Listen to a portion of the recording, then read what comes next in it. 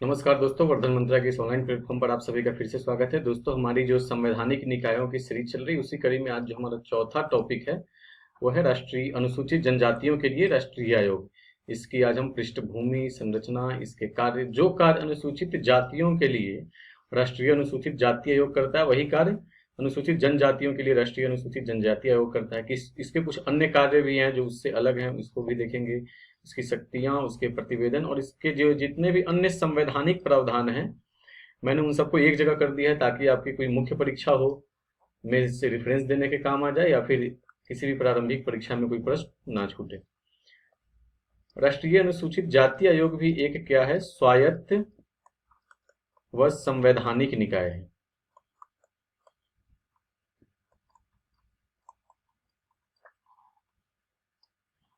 यह एसटीज के हितों के लिए, एसटीज के अनुसूचित जनजातियों के हितों की रक्षा के लिए कार्य करता है। जो संविधान का भाग 16 है, कल मैंने इसका शीर्षक बताया था, वो क्या है, कुछ विशेष वर्गों के लिए, कुछ विशेष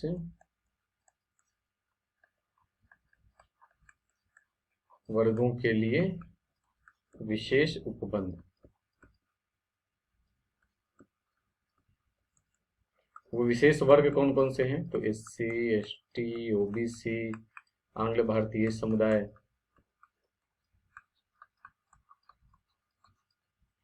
इसके अंतर्गत जो अनुच्छेद दिए गए हैं इन सब के लिए 330 से लेकर 342 है। इसी भाग 16 के अंतर्गत एक अनुच्छेद है 338 का ए कह लीजिए, या 338 का क कह लीजिए। इसी में प्रावधान है कि अनुसूचित जनजातियों के लिए एक राष्ट्रीय आयोग होगा। अब इसकी हम पृष्ठभूमि देखें। जब संविधान निर्माता संविधान का निर्माण कर रहे थे तो उनके ध्यान में यह तथ्य आया कि कुछ समुदाय को उनके हितों के संरक्षण के लिए कुछ आवश्यक प्रावधान किए जाए संविधान में। जो अस्पृश्यता, आदिम कृषि प्रथा, आधारभूत संरचनाओं का अभाव, जिनके पास से आधारभूत सुख सुविधा नहीं है, जो भौगोलिक एकाकीपन या पिछड़ेपन जैसे गहन सामाजिक व आर्थिक पिछड़ेपन से पीड़ित हैं, आर्थिक पिछड़ेपन से पीड़ित हैं, उनके लिए कुछ संवैधानिक प्रावधान किया जाए। पहले तो उनको अधिसूचित किया गया आर्टिकल 341 में अनुसूचित जाति को, और आर्टिकल 342 में अनुसूचित जनजाति को। इन सबको यहाँ सबसे पहले अधिसूचित किया गया। इसी आर्टिकल 341 और 342 में राष्ट्रपति जी को यह अधिकार दिया गया है कि वो जिस भी जातियों को विनिर्दिष्ट करेंगे वो संविधान के प्रावधानों के अनुसार, और संविधान के प्रावधानों के लिए अनुसूचित जाति या फिर जनजाति के रूप में जाना जाएगा। इसी भाग 16 के 338 में कल भी मैंने बताया था कि क्या प्रावधान था, एक विशिष्ट अधिकारी का प्रावधान था, जो क्या करेगा, अनुसूचित जाति और जनजातियों के लिए आयुक्त का कार्य करेगा। इनको हम आयुक्त कहते थे, जो अनुसूचित जनजाति और जाति के लिए उत्थान का कार्य करेगा। 1978 में एक संकल्प द्वारा, कल भी हमने देखा था, एक संकल्प द्वारा क्या किया गया, एक गैर विधायी आयोग। आज ये वीडियो अगर कोई देख रहे हैं तो कल वाला वीडियो भी जरूर देख लीजिएगा। गैर विधायी आयोग जो अनुसूचित जातियों से संबंधित है, तब ये जाकर अच्छे समझ में आएगा। एक गैर विधायी आयोग बनाया गया। फिर 1987 में फिर से एक संकल्प द्वारा इसको राष्ट्रीय स्तर का अनुसूचित जाति व अनुसूचित जनजाति आयोग बना दिया गया। जनजाति आयोग बना दिया गया राष्ट्रीय स्तर का। फिर से 1990 में, अब इसको संवैधानिक दर्जा दिया जाता है इस आयोग को 1990 में, किसके द्वारा, 65वां संविधान संशोधन अधिनियम के द्वारा। 65वां संविधान संशोधन अधिनियम के द्वारा इसको संवैधानिक दर्जा दिया गया। इसमें क्या किया गया, जो एक विशिष्ट अधिकारी, जो ये शब्द है विशिष्ट अधिकारी शब्द, इसको रिप्लेस कर दिया गया किस शब्द से? इसको रिप्लेस कर दिया गया अनुसूचित जाति व जनजाति आयोग से। अभी हम इसके इतिहास को देख रहे हैं, इसकी पृष्ठभूमि को देख रहे हैं। किससे रिप्लेस कर दिया गया? विशिष्ट अधिकारी जो शब्द है इसको हटाकर वहां पे क्या लिख दिया गया? अनुसूचित जाति व जनजाति आयोग। अब 2003 आया। इससे पहले क्या होगा कि अब ये दोनों मंत्रालय दोनों एक साथ कार्य कर रहे थे, आयोग अनुसूचित जाति व जनजाति आयोग। लेकिन यह महसूस किया गया कि जो अनुसूचित जाति है और अनुसूचित जाति है, इन दोनों की सांस्कृतिक और भौगोलिक दशाएं अलग अलग हैं। इन दोनों के डिमांड्स भी अलग अलग हैं। इन दोनों के लिए उत्थान के लिए भी योजनाएं बनाई जानी है, वो भी अलग अलग है। तो इसके लिए 1999 में पहले क्या किया गया कि अलग से एक जनजातीय मंत्रालय बनाया गया। जनजातीय मंत्रालय बनाया गया। तब जाकर जनजातीय मंत्रालय जब बन गया तो फिर देखा गया कि इसको क्यों न संवैधानिक दर्जा दे दिया गया। तो उसके लिए 2003 में एक 89वां संशोधन लाया गया। 89वां संशोधन के द्वारा अनुच्छेद 338 में एक और अनुच्छेद जोड़ा गया, जो था 338 का क या 338 का ए। अनुच्छेद 338 में कर दिया गया राष्ट्रीय अनुसूचित जाति आयोग, राष्ट्रीय अनुसूचित जाति आयोग। और 338 के ए में राष्ट्रीय अनुसूचित जनजाति आयोग। किसके द्वारा? 89वां संविधान संशोधन 2003 के द्वारा। अब इन दोनों के लिए एक अलग अलग आयोग की स्थापना कर दी गई, जो अस्तित्व में कब से आया? 2004 से राष्ट्रीय अनुसूचित जनजाति आयोग अलग से अस्तित्व में आया। अब इसकी संरचना को देखें। संरचना, इसमें भी राष्ट्रीय अनुसूचित जाति आयोग की तरफ 5 सदस्य होते हैं, जिसमें से एक अध्यक्ष, एक उपाध्यक्ष सहित 5 सदस्य होते हैं व 3 अन्य सदस्य। कुल कितने हो गए? 5 सदस्य। इनका कार्यकाल 3 वर्षों का होता है। इन सबका कार्यकाल कितने वर्षों का होता है? 3 वर्षों का। राष्ट्रीय अनुसूचित जाति आयोग में भी जो सदस्य होते हैं उनका भी कार्यकाल 3 वर्षों का होता है। इनकी सेवा शर्तें व कार्यकाल किसके द्वारा निर्धारित किए जाते हैं? राष्ट्रपति जी के द्वारा। राष्ट्रपति के आदेश के तहत तय होता है। इनकी नियुक्ति किसके द्वारा की जाती है? नियुक्ति कैसे होती है? नियुक्ति राष्ट्रपति जी द्वारा, राष्ट्रपति द्वारा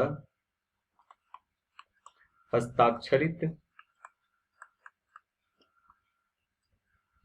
एक सीलबंद आदेश के द्वारा या अधिपत्र के द्वारा की जाती है।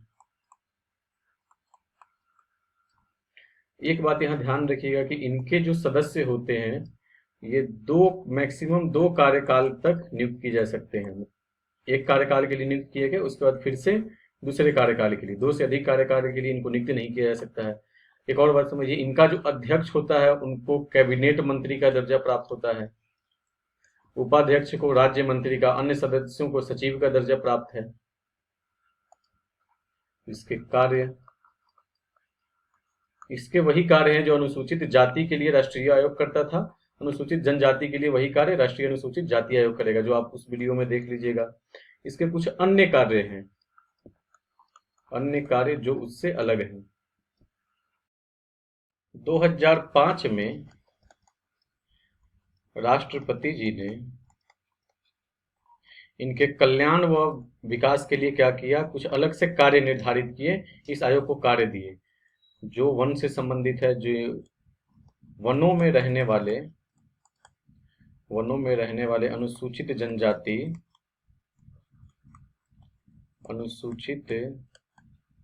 जनजातियों को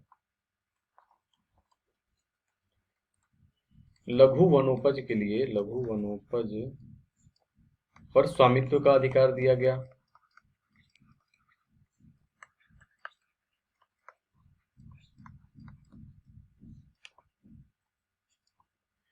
फिर से जो इनको जो संसाधन है, संसाधन व खनिज,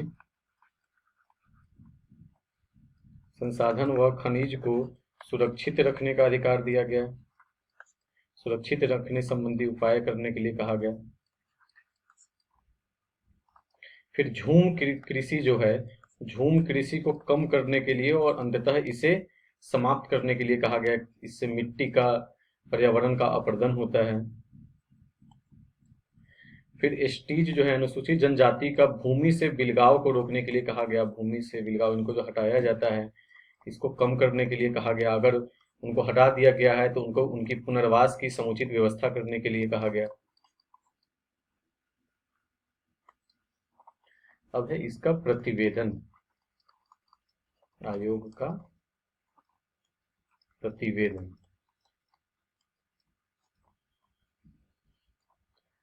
उसी तरह यह भी रिपोर्ट किसे देगा? आयोग अपनी रिपोर्ट बनाकर राष्ट्रपति को देगा। राष्ट्रपति इसे संसद के दोनों सदनों के समक्ष रखेंगे।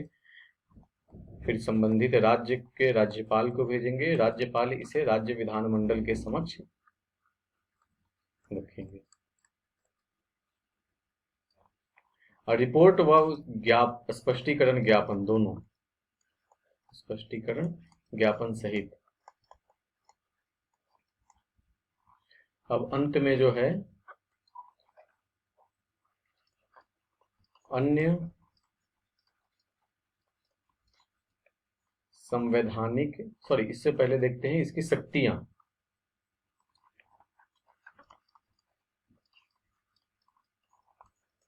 तो अनुसूचित राष्ट्रीय अनुसूचित जाति आयोग में जो हमने शक्तियां देखी थी, वही शक्तियां अनुसूचित राष्ट्रीय अनुसूचित जनजाति आयोग के पास है। वो भी सिविल न्यायालय की तरह कार्य करेगा। समन भेज सकता है, भारत के किसी भी भूभाग पर किसी व्यक्ति को समन भेज सकता है। फिर अभिलेख, न्यायालय से अभिलेख के लिए उपेक्षा कर सकता है, लोक अभिलेख के लिए। ये शपथ का परीक्षण कर सकता है, किसी दस्तावेज को मंगाने की अपेक्षा कर सकता है। अब जो हमारा अंत में है अन्य संवैधानिक प्रावधान, इससे संबंधित और संविधान में कहाँ कहाँ प्रावधान किए गए हैं, इन सबको मैंने एक जगह करने का प्रयास किया है। मैंने प्रयास किया कि कोई भी एक ना छूटे। सबसे पहला एक 15 का 4, 15 के 4 में क्या है? धर्म, मूलवंश, जाति, लिंग, जन्म स्थान के आधार पर विभेद का प्रतिषेध है। लेकिन 15 के 4 में है कि कुछ विशेष उपबंध कर सकता है अनुसूचित जातियों, जनजातियों के लिए कोई।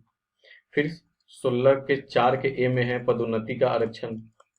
पदोन्नति के लिए अगर सरकार को यह आभास होता है कि किसी सेवा में किसी अनुसूचित जाति से संबंधित किसी की उपस्थिति कम है तो उसके लिए पदोन्नति में आरक्षण कर सकता है। 16(4) भी इससे संबंधित है, 4 का बी भी है। इन सबको यहाँ देख सकते हैं। 17 को भी रख सकते हैं अस्पृश्यता का लिए, अस्पृश्यता का जो अंत करता है। फिर इसको हम यहाँ पे 29 को भी रख सकते हैं, आर्टिकल 29 अल्पसंख्यकों के लिए और उसमें जो अनुसूचित जाति के लिए जो प्रावधान है। फिर से आर्टिकल हम 46 को भी यहाँ पे रख सकते हैं, जो नीति निदेशक तत्व से संबंधित है। आर्टिकल 164 को भी रख सकते हैं, 64 के 1, जिसके अंतर्गत एमपी है, फिर से छत्तीसगढ़ है, झारखंड है, उड़ीसा है, इन सब राज्यों में एक जनजातीय मंत्री रखने का प्रावधान है। फिर हम 243 में भी देख सकते हैं, 243 जो पंचायत से संबंधित है। इसमें 243 में एससी एसटी के लिए आरक्षण का प्रावधान है। 243 का एक डी है, फिर से टी है। फिर 244 को भी देख सकते हैं, जिसमें 5वीं व 6ठी अनुसूची संबंधित है। दोस्तों मैं, और क्योंकि मुझे आदेश है कि यह मैक्सिमम वीडियो जो है मैक्सिमम 15 मिनट का ही होना चाहिए, तो और जो आर्टिकल्स है मैं उनको यहाँ लिख देता हूँ। आर्टिकल 330 है लोकसभा राज्यसभा में अनुसूचित जातियों जनजातियों के लिए आरक्षण। 332 है, ये राज्य विधानमंडल में है। 334 जो 10 वर्ष के लिए आरक्षण को आगे बढ़ाया जाता है। 335 भी, आप 338 को भी इसके साथ जोड़कर पढ़ सकते हैं। 339 को, 341 नहीं, 42 तो मैंने शुरू में बताया ही। 350 को भी रख सकते हैं और 371 को भी, जिसमें पूर्वोत्तर राज्यों के लिए कुछ विशेष उपबंध है। 350 में भाषा से संबंधित है। चलिए दोस्तों, आज के लिए इतना ही। Thank you.